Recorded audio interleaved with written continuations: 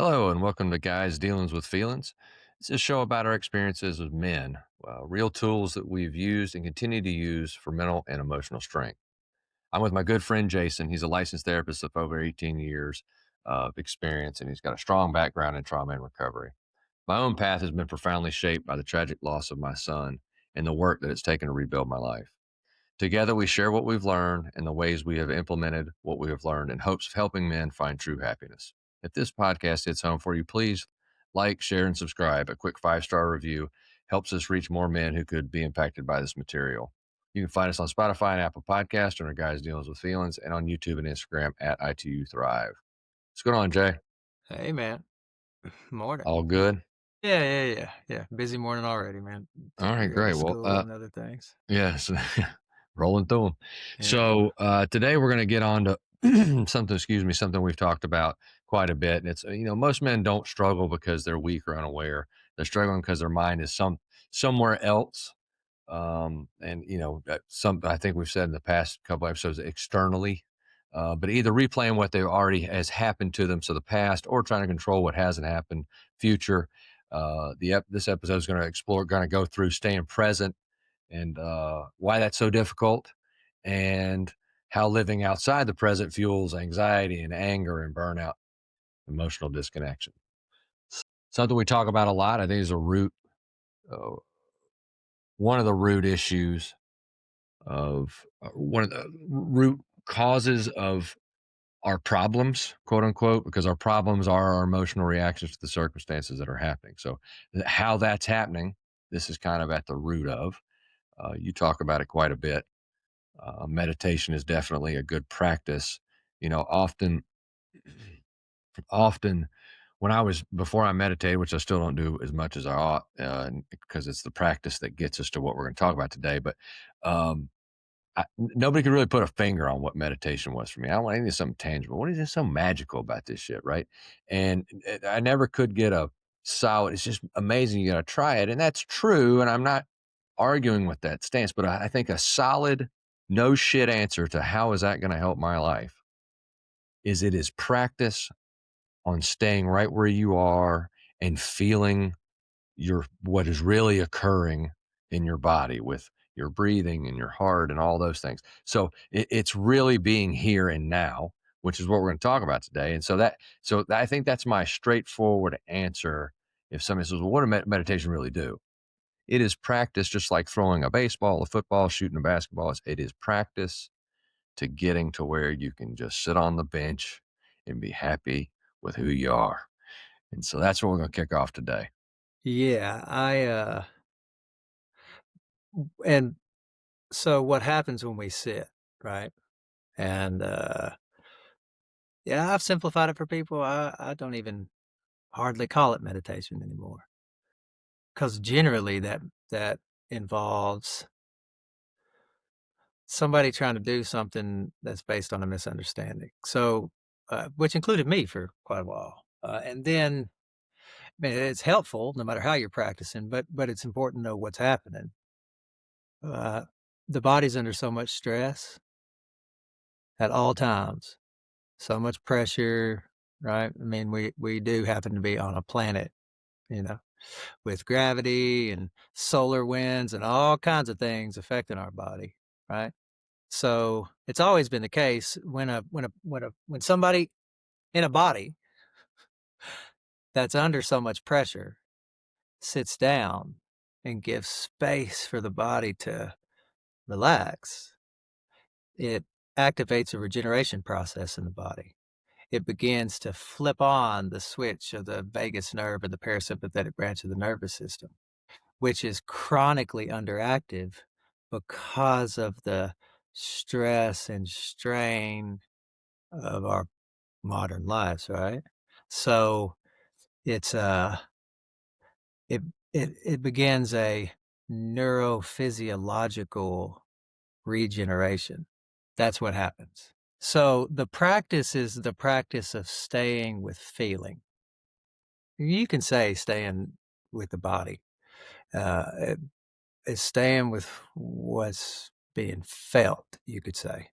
Yeah. What about the desire to maintain control or feeling as if we have some sort of control.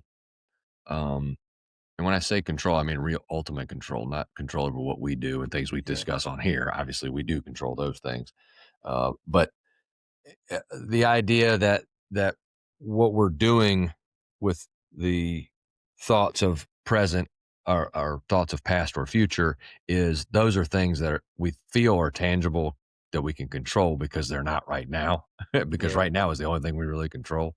So we have Mhm. this false sense of control. Is that a instinctive desire? Is that just our brains trying to, what is that? What's going on? Why are because it's almost like we're salmon swimming upstream because we've got a there's something actively, Yeah, yeah. not consciously, but actively uh Mhm. Yeah, presenting. we seem to be there seem to be parts of our system that are, um, designed to, avoid what's unpleasant, and, there seem to be parts of our system that are focused on predicting, right? Um, Is that in hopes of preparing, again, control? I think it means the system's out of balance. So it actually means that the body that's doing that is actually out of balance. So for us, if and this is going to be a little, maybe a little bit trippy, just because we don't really explore this at a deep level, right? So all anybody has to do is try to find the past in their experience right now. Like you won't find it. Now you won't find the future either. Those are like mental sort of. So Well, and the past for us specifically represents life events that were unable to be metabolized and processed. That's all the past represents. so I think the um it's not that I disagree. I just want to I try to play our for our listeners. Well, Yeah. what about, so Please, yeah, it's I good. think the past has created where I sit right now. So all the things that have happened to me up into this minute that we're speaking have led to me speaking to you You on this got it. podcast, Yeah. right? So in that the past is right here, and the things I've learned, whether it's good, bad, or indifferent, whatever it is how I think, it is how I am perceiving, and so that's gotten me here, and so it feels as if that's another pull or upstream thing for us to fight off because subconsciously we are, I don't know if I'm affirm what I'm saying here, but if I have affirmation by thinking about the past because it put me right here, so whether I don't like what I've got right now or where I'm sitting being on this package, so whether I'd like that or don't like that, I can look back on the past and see how I got there and see that's going to change the future. And again, now there I am, I'm in the past talking trying to change the But future. let me say it differently. In that moment, your faculties of attention are primarily focused on the mental stream that you're calling the past. But it's happening right when you sit on a Tuesday right there. That's when that is occurring. You're not actually, the body doesn't go into the past. Body's right here. Now, the reason your attention shoots up into a sort of reflective analytical process, does that make sense? That's just a habit. That's related to an inability to know how to keep the attention on the body. So that is heavily related to our conditioning, especially as men. So we have been conditioned out of the body, out of feeling. It's a left hemisphere dominated world, logical thinking, reasoning, so that tendency to go into the past and try to analyze and reflect, that is specifically because we don't know how to feel, period. And I think that leads into this next one, which is, so because we don't like it, Yeah, it's uncomfortable, yeah. it's uncomfortable, and so then we avoid it. But the thing is, the reason it's uncomfortable is because we're avoiding it. That's the reason. Actually, the source of our discomfort you could call resisting what's happening in the body in that very instant. So we have to, like, proportionally, you have to sort of think about your attention or consciousness like a pie chart. All of a sudden, we leave the body and start attending to the past and the future, and that's happening because we don't know there's actually feelings happening in the body. They're happening on an unconscious, subconscious level. So I can put that into a real tangible Real story, experience, right? and I didn't. It's not like like what you just said, but it's exactly what you just said, and it's so when Joel died and Christmas was coming up, because it's a good example, right? Because Yeah, Christmas is right around the corner for us as we record this. And when anything was coming up, which if you think about it, there's something we're celebrating something all the damn time yeah, around here. So right. you got a big thing coming, whether it's a birthday or somebody's graduating and it's a family get together. Anytime your family's getting together, y- you would anticipate with a family member not being there. And I think anybody who's had loss can kind of empathize with this. It's not just a child. Obviously, the child thing kind of puts a little exclamation point on things. But even when I haven't lost my parents, but when we lose parents, we lose siblings, anybody we lose, Mhm. a partner, a good friend, they're always were there and they're not there now. And so I was constantly dreading the next event, a holiday. Joel wasn't going to be there. And so what I told myself, and what happened was the lead up to the actual day was so much more punishing and brutal than the day itself. The day itself, you cry, you look at pictures like even on his angel day now. I sit down and consciously go through a collage of pictures that I've put together for that day. And it's just all Joel. And, he wasn't around too terribly long. So So but we took a shitload of pictures.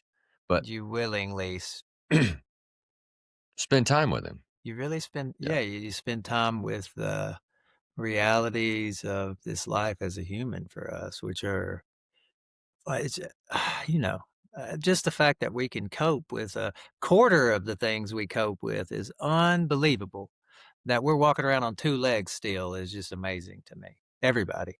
Every single person walking around, it just amazes me because 'cause they're so this place has teeth, Yeah. No, it's you know? crazy. And so what I did to put a cap on that Hold is let me interrupt you one time because I've totally lost my train of thought.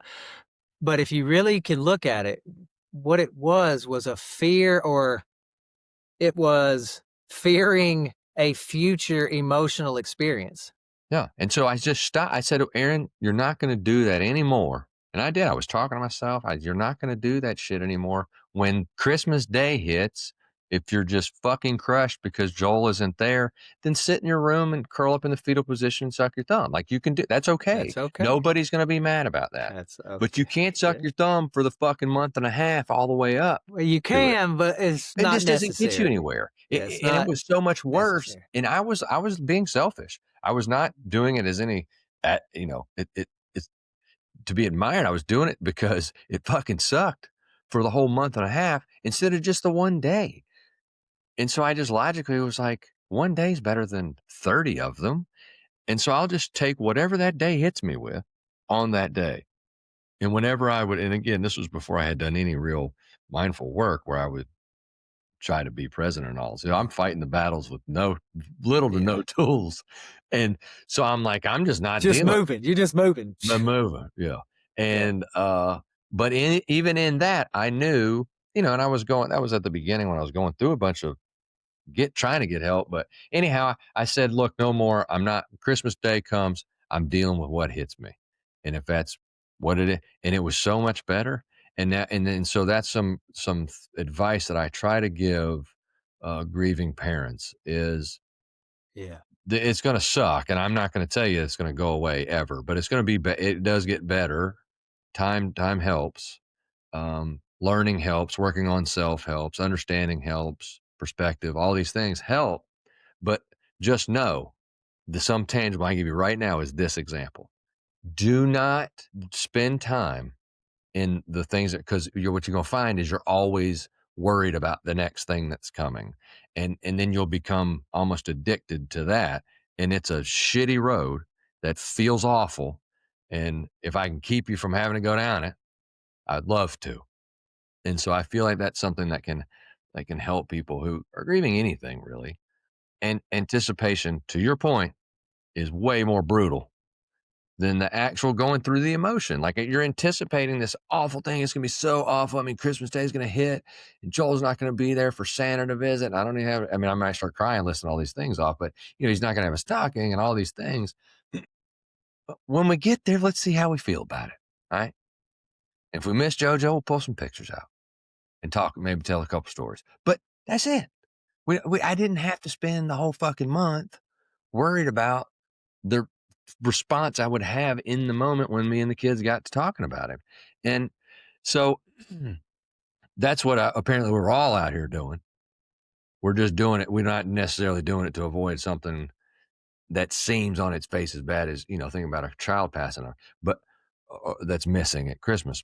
But still, it's the same exact thing. So, if you're dealing with that, try to think about this. Just let's back it down. Let's experience it when it happens. If that's going to happen in 2 weeks, and that's another pushback I get on this topic. Well, I got to prepare. If I'm going to leave and drive from here to Florida, and there's a tornado coming through, but I got to be there, so I'm not going to postpone my trip because we've got this hotel rented and all this. I've got to have all the stuff in the car, and I got to make all these preparations and this, that. Probably most of which is illogical, not even logical, but in your mind, you're preparing. What is that? What trick are we playing on ourselves there? And how do we prepare? The other Yeah, side yeah, is, yeah, yeah. well, I got you. goddamn, I So do have to prepare. I'm with you totally. It's just you're asking a question, you know, that's about as deep as the Mariana Trench. So let me just say this, okay? That is a supportive dynamic that the universe has uh, given us as to not be overwhelmed by the truth of our situation. So currently, most of us, listen, I'm say it for what it is again. We're not really familiar with where we are, who we are, what is this human experience. I mean, we're in a cosmos on a planet floating around a ball of fire. Like, what are we? Try not to think about it. Okay, but that's okay. So, Yeah. and here's what I would say: the process of allowing all that in is, let me see how to, I'm trying to think of a good way to say it. It is how we see how beautiful we are and how beautifully a part of this whole universe we are. But it requires a nervous system that can tolerate some heavy truths, right? Can tolerate opening its eyes and going, holy shit, okay, I'm on a planet. All right. With gravity and solar winds and cosmic rays and radiation and then Wild we live in an environment with plastics and toxins and that we create. okay, okay, with 7 billion people. I mean, yeah, it's mind blowing, It's so heavy. but the heart can handle it. The mind cannot. The heart is what can really hold it all. That may sound kind of foreign, but it's really a it's really a good way to talk about it. Okay. So let's what you're describing, the predictive attending to the future. Okay. Let me say a couple things about that. For one, there's no such thing as a future. When an individual does that, all that's happening is their system is using the past, regurgitating it, and projecting it forward. So actually, when people experience what they call the future, it is simply their past reconfigured. You can't imagine the future without referencing the past. You can't, it's not possible.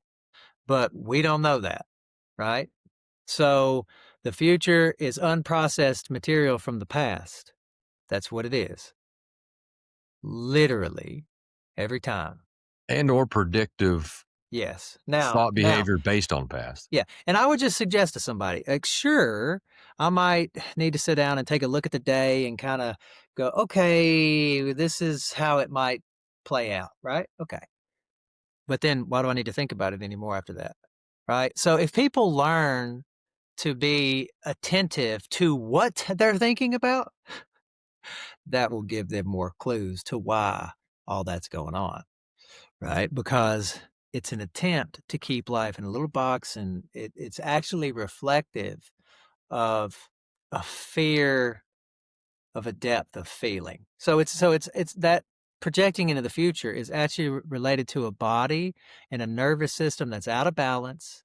So that person where their attention is focused on the future, they don't even know that their heart rate has changed, that their breathing patterns have changed, that there's now adrenaline in the system, cortisol's in the system, and all they need to do is breathe. But that pulls us our attention up into it. It has a gravity to it.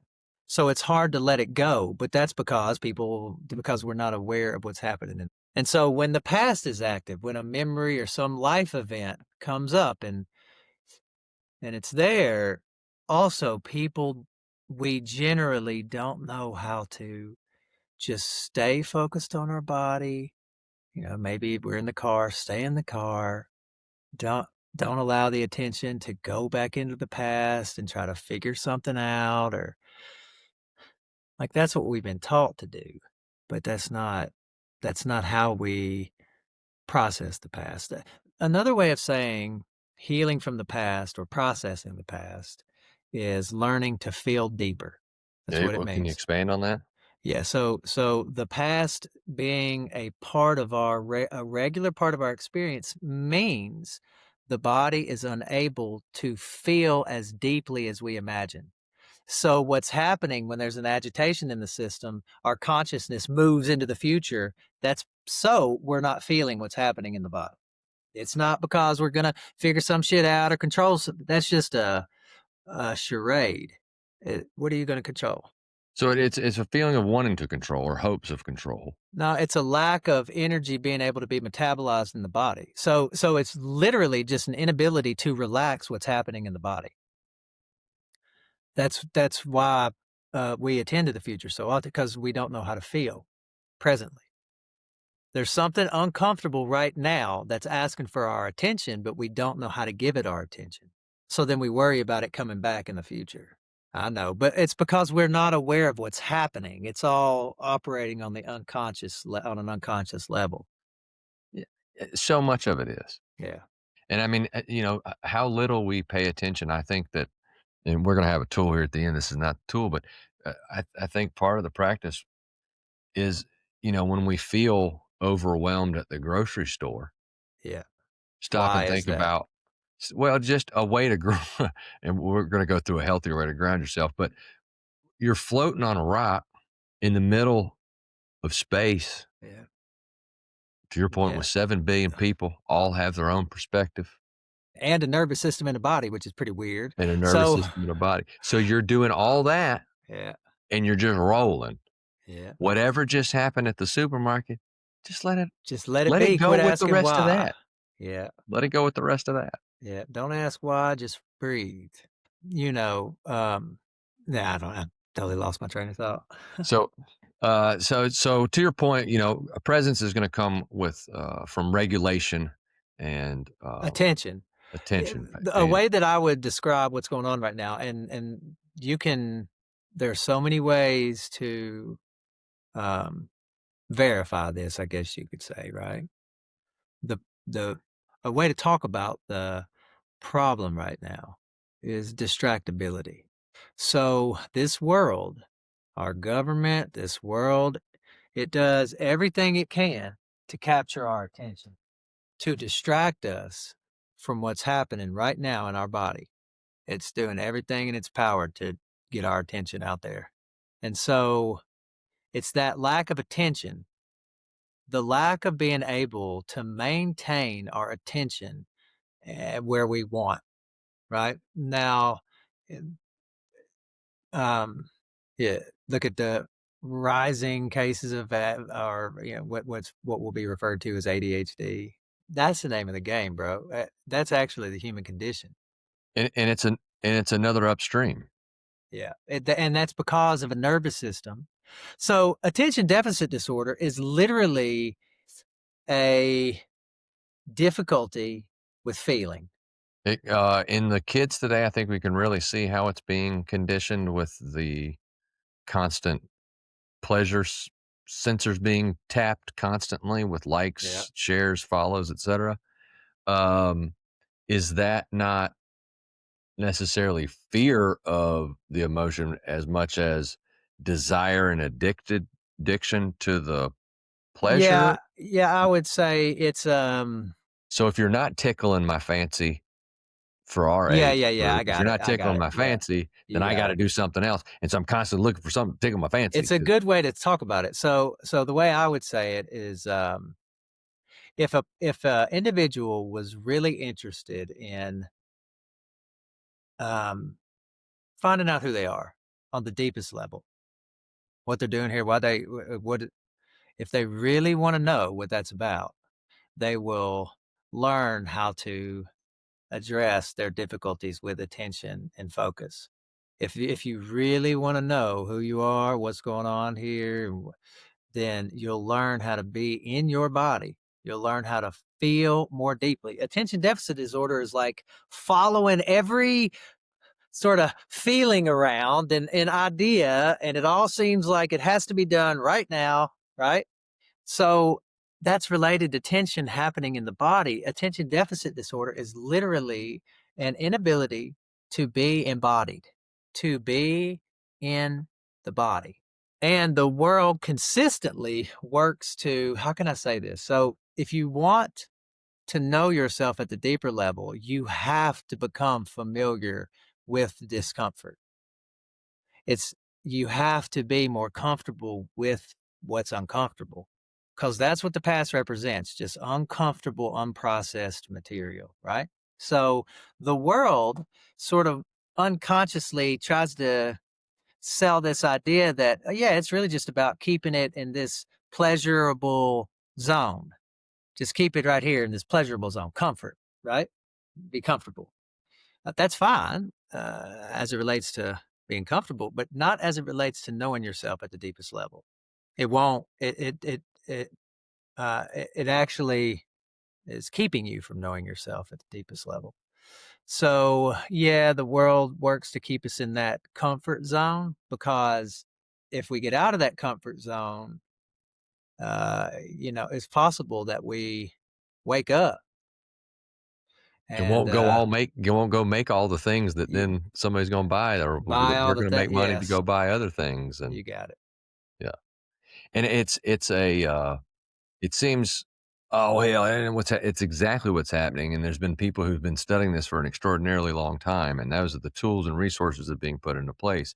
It's the same tools and resources that tobacco companies put in place when they made cigarettes more addictive, and they got up to whatever insane number of chemicals were in cigarettes to make them more addictive, and then when they got called out and started getting sued, they bought up all the food companies, and they started putting in all the addictive stuff into the food so that we would eat all the food that's calorie And then high, as a nutri culture, I think it's gonna be hard for us to really accept that that's what happened. It's gonna be really hard to actually accept that we've been manipulated at that level. It's a because you have to be able to handle heavy things. Like, "Oh, okay." Yeah, and that's, and that doesn't that's there's gonna be as much pushback on that as possible to the point we're making that it's for profit, and this is about and somebody else gonna look, "Well, that's my livelihood." And knowing yourself at the deepest level, so when you look in the mirror and you have these negative emotions, whatever they may be in your instance, your case, whatever, and you think how awful the world is and et cetera, et cetera. This is what we're talking about when we say knowing yourself at the deepest level. When you look in that mirror and you think, I love you, that's the level we're talking about when we say knowing yourself at the deepest level. You appreciate the Yeah. extraordinarily awesome circumstances you really are in. And and say, "Hey," and for those of you listening who have religion that come with you, uh, or just high spirituality wherever you are, that's all that works. It works. You were put here by that whatever it is you call your higher power, your creator, whatever that is. They put you here for this experience. And so it is magic in that. And it's magic that it's even happening. And it's crazy. Like you start looking at the numbers, it's crazy. And you pull all the way back to the floating rock thing again.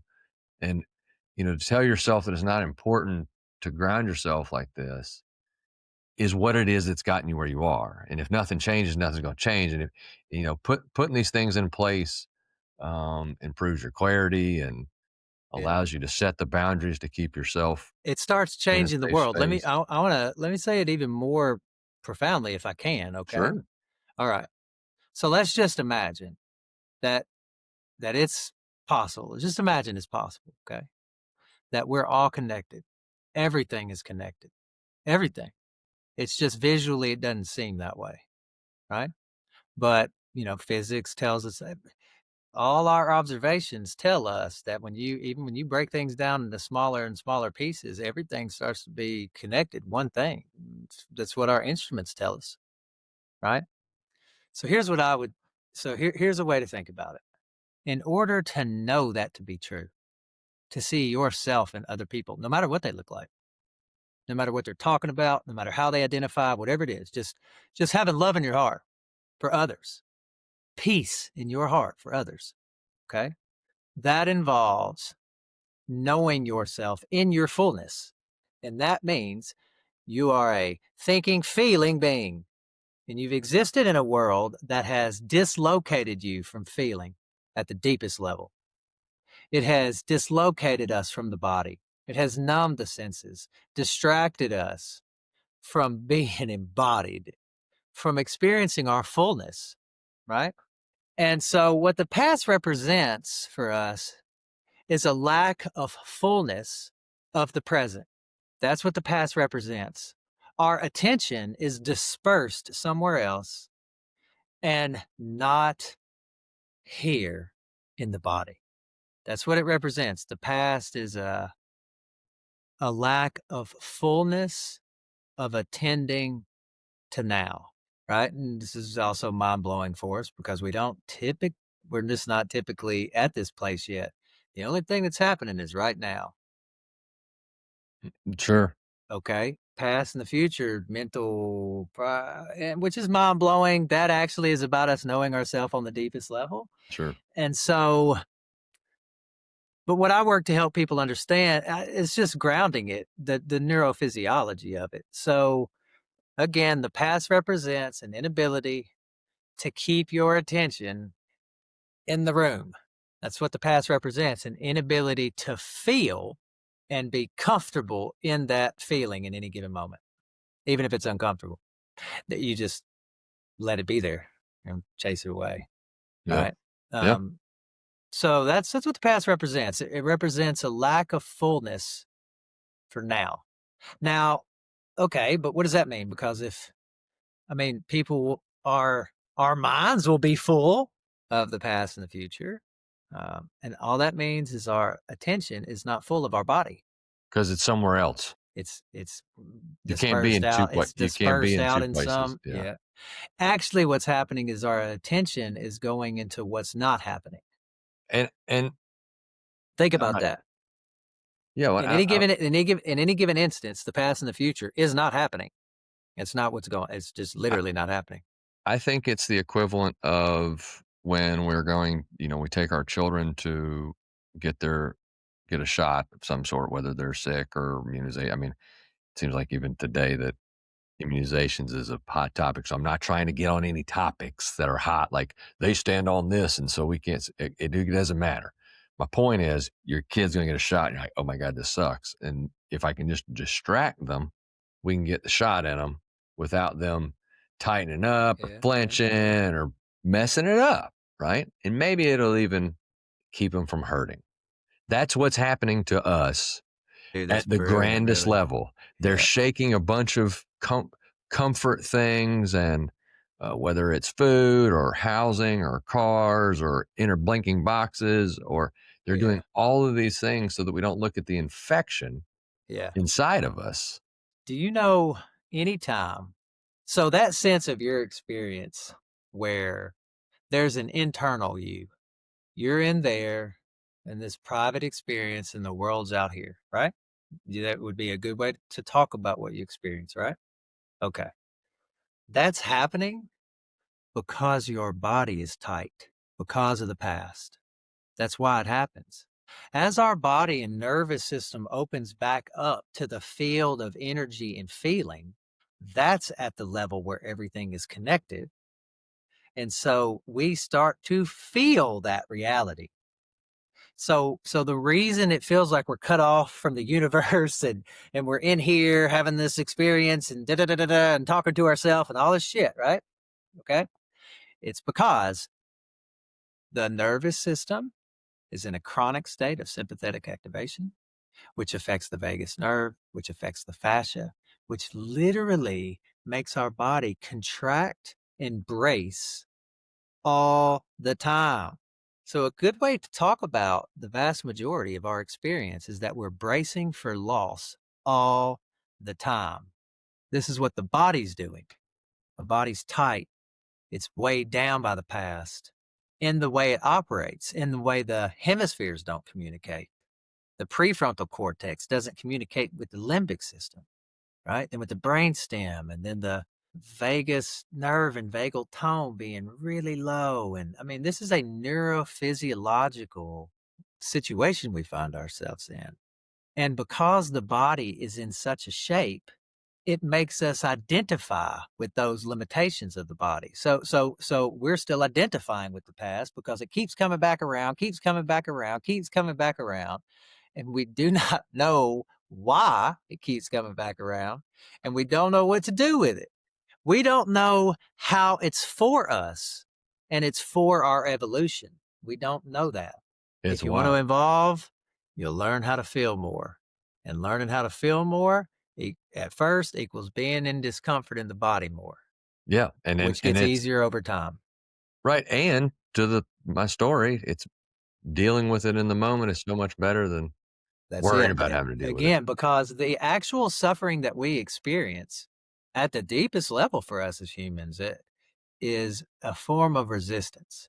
We're resisting life the way it is because we've never been deeply in touch with ourselves to be able to feel empowered, have agency, feel capable, and confident, just in our own skin, right? So it appears to us that our life is dependent on all these things happening out there, good or bad, right? It doesn't work that way for us. If we really learn how to inhabit the body, what you're feeling is there's nothing to do with what's going on outside of you. Yeah, a human being can learn what it means to be at peace, even in the most insane circumstances and situations that you can imagine. We already do it every day. Yeah, we're already doing it. We're just doing it Already. at such a deep level. We're not thinking about it. Again, we're Yeah. on a floating Yeah. fucking rock in a universe like that's really wild when you think about it. Pretty wild. Pretty wild. I say to people all the time, I say, hey, listen, we have a nervous system. And then I go, whatever that means. Yeah, exactly.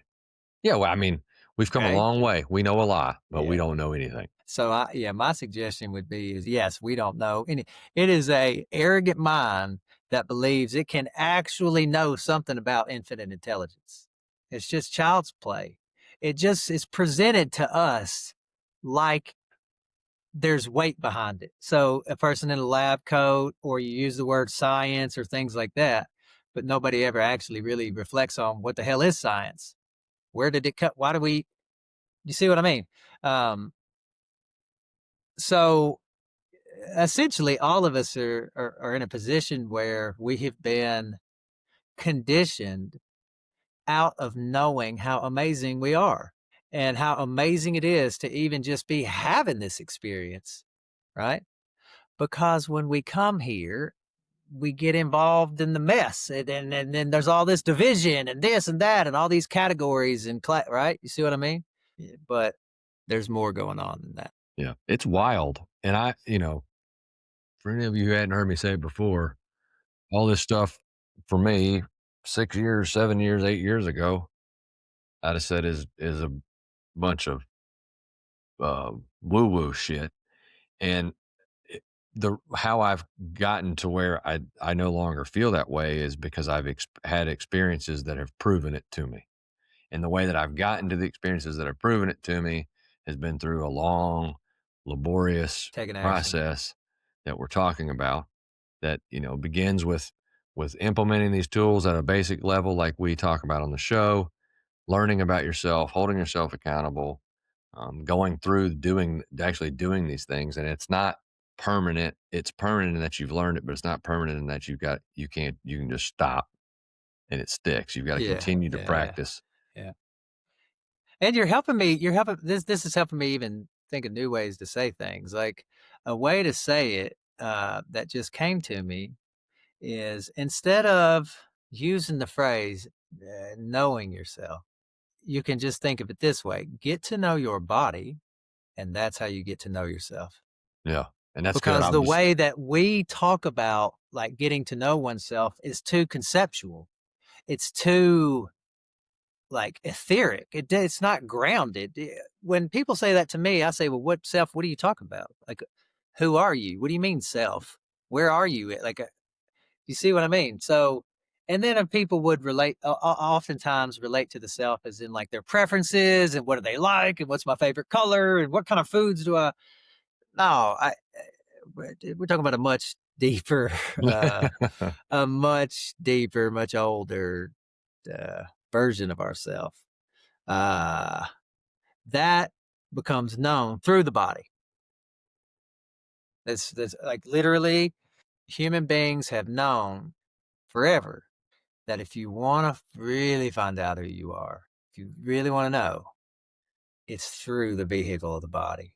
Humans forever have been addressing the past and the future as being a part of the experience here. It's been a part of the conversation for thousands of years, right? it's very predictable behavior. That's how it's being used as such a tool against us. Well, here's the reason I bring that up is a lot of people kind of relate to the modern trauma dialogue and language as being new, as things being discovered, right? Right? Like, science is discovered. Does that make sense? And no, that's true. There's not anything being discovered. It's just different language. Yeah, So, I think we fail to even realize the word you just used, language. Everything from a number to a word in it, we've just made up as a means of communication and yeah, delivering a point that we're trying to make. And this when you meet somebody who speaks a different language than you do, and you got to use hand gestures and a bunch of us, you're trying to figure out how can I communicate to this individual. And we take all that for granted. All that's pushed this. All It's just another example of where we are as far as pushing things to the side that are yeah. we should Most important, acknowledge. you know. Because we end up pushing the important shit apart. So Yeah, the tool we're going to offer up today is not a new one. It's one that Jason brings up quite a bit, especially early on, and it's kind of knowing where you are. Um, a 90-second reset, if you will, maybe 5 minutes if you got it. I know time is always the first pushback, but kind of the way I wrote it out was name where your mind is, but stop what you're doing. Think what's happening, where am I, um, and to help you do that, do some box breathing. So that's a 4 in, hold 4, 4 out, hold 4. Do that for a few cycles just to get yourself grounded back where you are. And then, name 3 things that you see, 2 things that you feel, and 1 thing that you hear. So it's a 3, 2, 1. 3 that you see, 2 that you feel, and 1 that you hear. And then ask yourself, what is required of me right now? Like, what am I doing that I need to that has to have this attention that I'm allowing to be shot past or future? And ground yourself, bring yourself back into right now. And to what we were saying earlier, a good practice for this is, and I know Jason was kind of steering away from it, and I know why you steer away from the word meditation. It gets things get fucking hijacked by I just society, simplify it for and people, then, really. well, not only does it simplify it, but it It gets misunderstood radically. The vast yeah, and majority of people relate to a version of secular mindfulness. So in reality, a lot of us are very unfamiliar with the depth of what that practice represents. yeah, and getting started, you don't have to go that far, Mhm, mhm. but it comes with preconceived notions. It comes with whether you like it or not, based on this, blah, blah. It's silly. What it is a practice for what we're talking about, and that's bringing yourself into focus and into now, into presence. And that is to do some simple meditation. Start out with a short one. You don't have to go ham on yourself right away. You'll lose it. And just practice, practice, practice at it. And the more you do it, the more you'll realize, oh shit, I'm learning to shoot this basketball a little better. I'm making, 4 out of 10 instead of 1 out of 20. And It's a good way to the hope is that I'm gonna start a men's group on Thursday evenings and beginning in January. And it'll be in person at a yoga studio downtown. And the whole focus is gonna be the body, the nervous system, what it mean the title is presence. What is that? How do we cultivate that, right? And so and the whole focus will be why is it, like, when we refer to grounding, we refer to getting back in the senses, back in the body, you see, right? It's we refer to it as grounding, but grounding in what? The body. You see what I mean? That's literally what's happening. We refer to the senses. I can't go I don't wanna go deep into it or anything right now, but that's key, right? But understanding why that's the case, that's a process. And so that, again, is specifically related to how the body operates.